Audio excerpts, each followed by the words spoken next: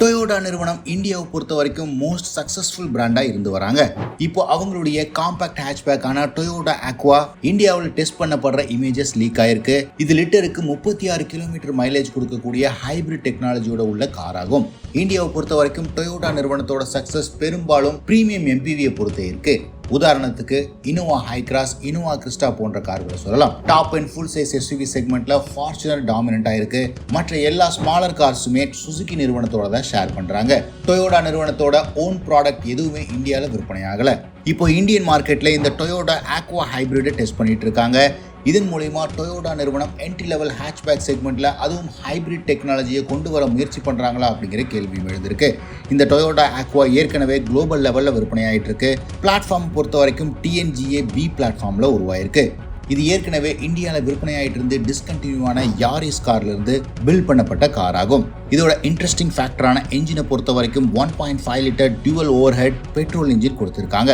இது 91 PS power மற்றும் 120 Newton metre டார்க்கோட வரும். இதுல இன்ட்ரெஸ்டிங்கா ஒரு எலக்ட்ரிக் மோட்டாரையும் பேர் பண்ணிருப்பாங்க. அது 80 PS பவர் மற்றும் 141 நியூட்டன் மீட்டர் டார்க் ப்ரொடியூஸ் பண்ணும். இந்த ரெண்டு பவர் ட்ரெயினும் ஒன்று சேர்ந்து 116 HP வரைக்கும் பவர் ப்ரொடியூஸ் பண்ண முடியும். இந்த ஆக்வா தான் உலகத்திலேயே first production car bipolar nickel metal ஹைட்ரைடோட உள்ள பேட்டரி பேக்கோட உள்ள கார். இது ஆக்வா ஹேட்ச்பேக்கோட ரியர் சீட்டுக்கு பின்னாடி பொருத்தப்பட்டிருப்பாங்க. இந்த ஹேட்ச்பேக்கை கண்ட்ரோல் பண்ணுறது கண்டினியூஸ்லி வேரியபிள் டிரான்ஸ்மிஷன் சொல்லப்படுற CVT gear box front wheel டிரைவில் தான் இந்த காரை கொடுத்துருக்காங்க.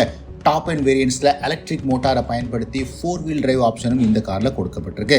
இந்த ஹைபிரிட் டெக்னாலஜி மூலமா டொயோட்டாவோட மோஸ்ட் ஃபியூல் எஃபிஷியன்ட் காராக இந்த car இருக்கவிருக்கு.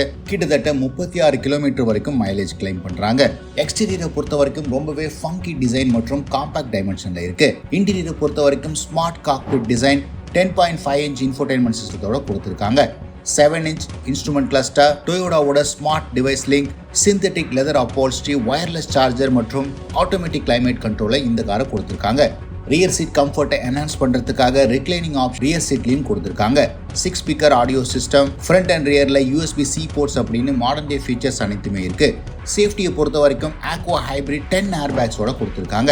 360 degree camera, vehicle stability control, ABS, EBD, blind spot monitor, pre collision system அப்படின்னு அட்வான்ஸ் டிரைவர் அசிஸ்டன்ட் சிஸ்டத்தோட இந்த காரை லோட் பண்ணியிருக்காங்க.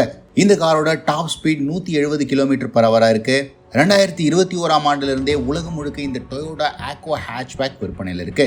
இந்தியாவை பொறுத்த வரைக்கும் இந்த காரை எதற்காக டெஸ்ட் பண்ணிட்டு இருக்காங்க? கூடிய விரைவில் என்ட்ரி லெவல் செக்மெண்ட்ல சுசுகி கார்களை நிறுத்திட்டு டொயோட்டா அவங்களுடைய ஓன் ஹைபிரிடை கொண்டு வர போறாங்களா அப்படிங்கிற பல கேள்விகளை இந்த ஸ்பைசார்ட்ஸ் எழுப்பியிருக்கு.